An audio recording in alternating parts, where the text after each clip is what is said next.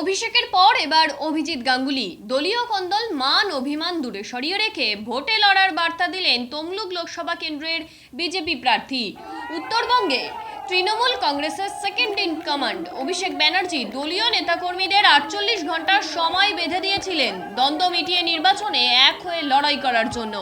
এবার এই সুর মেলালেন তমলুক লোকসভা কেন্দ্রের বিজেপি প্রার্থী প্রাক্তন বিচারপতি অভিজিৎ গাঙ্গুলি। আজ সারাদিন কোলাঘাটে প্রচার সারবেন তিনি। কোলাঘাটের দেরিয়াচক বাজারে প্রচারের মাঝে কর্মীদের প্রতি বার্তা দেন, নিজের মধ্যে দূরত্ব না রেখে কাজ শুরু করে দিন। যারা অভিনয় করে দূরে সরে আছেন তারা দূরে সরে থাকবেন না। এবার নির্বাচনের জন্য একসাথে কাজ শুরু করুন।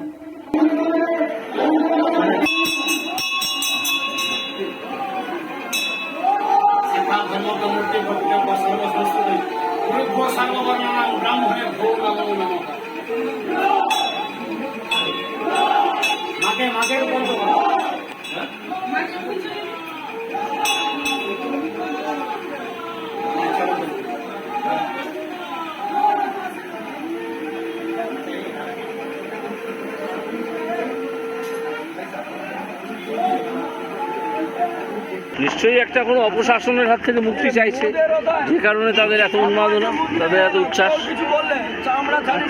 দেখা যাক।